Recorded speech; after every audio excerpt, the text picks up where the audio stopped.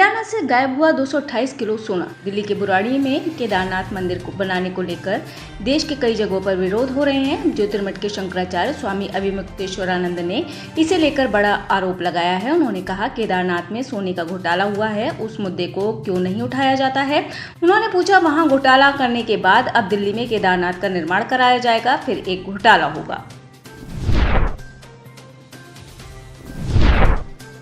कांग्रेस ने शुरू की यूपी में विधानसभा चुनाव की तैयारियां। 2024 लोकसभा चुनाव में मिली जीत के बाद उत्तर प्रदेश में 2027 के होने वाले विधानसभा चुनाव को लेकर कांग्रेस अपना संगठनात्मक ढांचा दुरुस्त करने में जुट गई है। पार्टी अपने फ्रंटल संगठनों और विभागों के लिए अलग अलग कार्यक्रम तय कर रही है। प्रदेश के अलग अलग अपने अपने मुद्दों को लेकर अलग अलग फ्रंटल संगठनों को जिम्मेदारी दी जा रही है। ये फ्रंटल संगठन अपने अपने मुद्दों से जुड़ी जनता की समस्याओं को उठाएंगे। मुहर्रम की तैयारियों को लेकर प्रशासन अलर्ट। अलीगढ़ में मुहर्रम को लेकर प्रशासन कोई कोताही नहीं छोड़ना चाहता, इसलिए त्योहार को लेकर लगातार कार्यक्रम स्थलों के आसपास चौकसी बढ़ा दी गई है।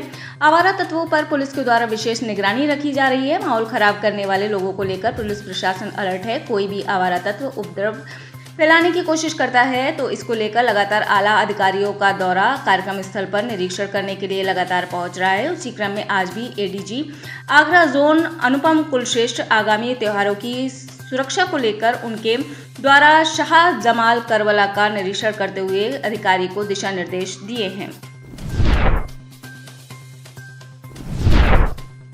आरजेडी की लालटेन से तेल निकलने लगा है। चुनावी रणनीतिकार और जन सुराज के सूत्रधार प्रशांत किशोर ने आरजेडी सुप्रीमो की टेंशन बढ़ाने वाला एक बयान दे दिया है। दरअसल आरजेडी की ओर से उन्हें बीजेपी की बी टीम कहे जाने पर जवाब देते हुए पीके ने कहा कि सत्य की अपनी एक ताकत है, सत्य को कोई नहीं हिला सकता। अगर सत्य की अपनी ताकत नहीं होती तो ये आरजेडी वाले को डर नहीं लगता। आरजेडी वालों को डर लग रहा है कि जितने लोग भी छोड़कर भाग रहे हैं वो लालटेन के लोग हैं। लालटेन से केरोसिन तेल निकलना शुरू हो गया है। आगे प्रशांत किशोर ने सवाल करते हुए कहा कि बिहार में जो 3 दल हैं उनमें सबसे ज्यादा घबराहट किस पार्टी में है जिसके लालटेन से केरोसिन तेल निकल रहा है। दिल्ली में मोहल्ला बस का ट्रायल रन शुरू। दिल्ली में बेहतर कनेक्टिविटी के लिए मोहल्ला बसें जल्द ही राष्ट्रीय राजधानी की सड़कों पर दौड़ने लगेंगी। मोहल्ला बसों का ट्रायल रन सोमवार 15 जुलाई से शुरू हो गया है। दिल्ली के परिवहन मंत्री कैलाश गहलोत ने इस बसों को हरी झंडी दिखाई। महिलाओं को इस बस पर सफर करने के लिए कोई किराया नहीं लिया जाएगा, वो फ्री में यात्रा कर सकेंगी। इन बसों में सफर करने के लिए किराए को लेकर जल्द फैसला लिया जाएगा। दिल्ली के परिवहन मंत्री कैलाश गहलोत ने ट्रायल रन को लेकर जानकारी देते हुए कहा, पहला ट्रायल रूट मजलिस पार्क से बुराड़ी तक है। ये लगभग 10 किलोमीटर का रूट है। दूसरा रूट अक्षरधाम से लेकर मयूर विहार फेज 3 है। इसमें ये 2 मेट्रो स्टेशन को कनेक्ट कर रही हैं। ये भी करीब 10 किलोमीटर का ही रूट है। ये दोनों रूट काफी यूनिक हैं।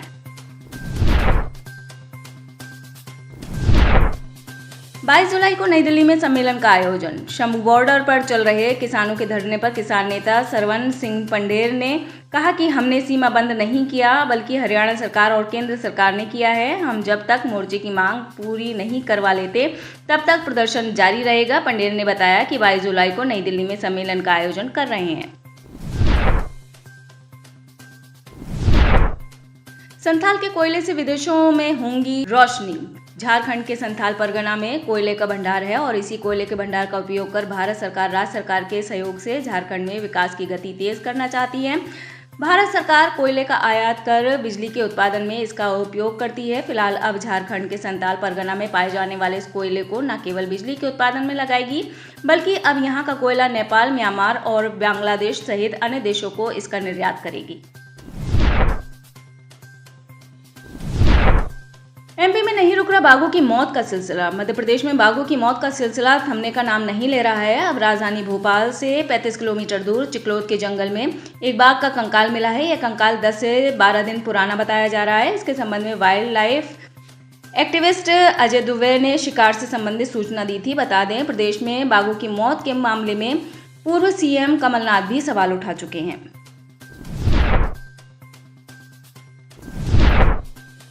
साइबर ठगों ने बैंक के आरटीजीएस चैनल को किया हैक। नोएडा में लगातार साइबर फ्रॉड के मामलों में बढ़ोतरी देखी जा रही है। इस बार तो साइबर ठगों ने एक बैंक को ही अपना निशाना बना लिया है।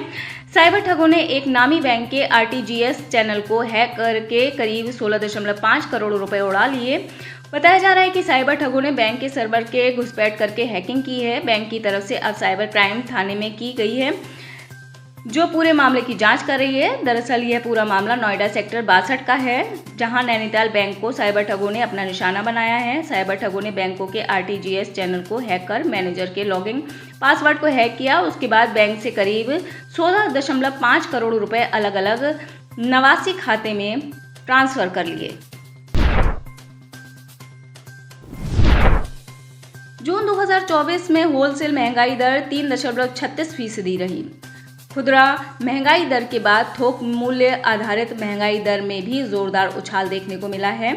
जून 2024 में होलसेल महंगाई दर 3.36% रही है, जो कि मई में 2.61% रही थी। इससे पहले 12 जुलाई 2024 को खुदरा महंगाई दर के आंकड़े घोषित हुए थे, जिसमें जून महीने में खुदरा महंगाई फिर से 5% को पार करते हुए 5.08% पर जा पहुंची है। खुदरा महंगाई में भी बढ़ोतरी की बड़ी वजह खाद्य वस्तुओं की महंगाई दर में उछाल है, जो जून में 9.36% रही है, जबकि जून 2023 में खाद्य महंगाई दर 4.31% रही थी।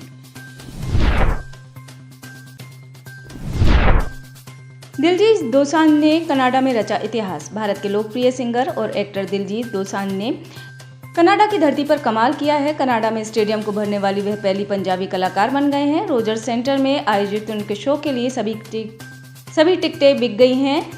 दिलजीत दोसांझ इसके पहले भी कई देशों में अपनी गायकी का लोहा मनवा चुके हैं। उनकी इस सफलता पर देश के पीएम जस्टिन ट्रूडो खुद दिलजीत दोसांझ से मिले और बधाई दी। ट्रूडो ने कहा, पंजाब के कलाकार ने नया इतिहास रचा है।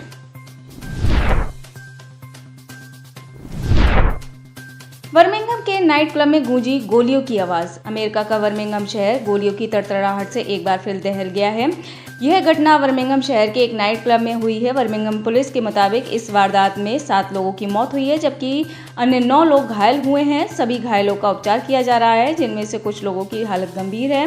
पुलिस अधिकारियों ने बताया कि उनको रात 11:08 पर 27वीं स्ट्रीट नॉर्थ के 3400 ब्लॉक में स्थित एक नाइट क्लब फायरिंग की सूचना मिली थी।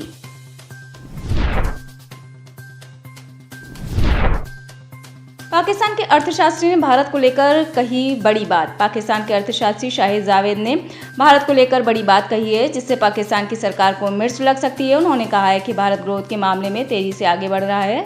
वर्ल्ड बैंक के पूर्व उपाध्यक्ष शाहिद का कहना है कि दुनिया में अब 4 ध्रुव बन गए हैं। इनमें से एक भारत भी है, बाकी 3 ध्रुव अमेरिका, चीन और रूस हैं। वहीं उन्होंने पाकिस्तान को लेकर भी कुछ चिंताएं जताई हैं। एक्सप्रेस ट्रिब्यून में छपे लेख में उन्होंने कहा कि जब मैं वर्ल्ड बैंक में हुआ करता था, तब एक बहुध्रुवीय नाम का एक शब्द चर्चा में लाया था। इसके लिए द इकोनॉमिस्ट पत्रिका ने उल्टा सीधा लिखा था, लेकिन इसके बाद भी लोगों ने मेरी ओर अपना ध्यान बनाया।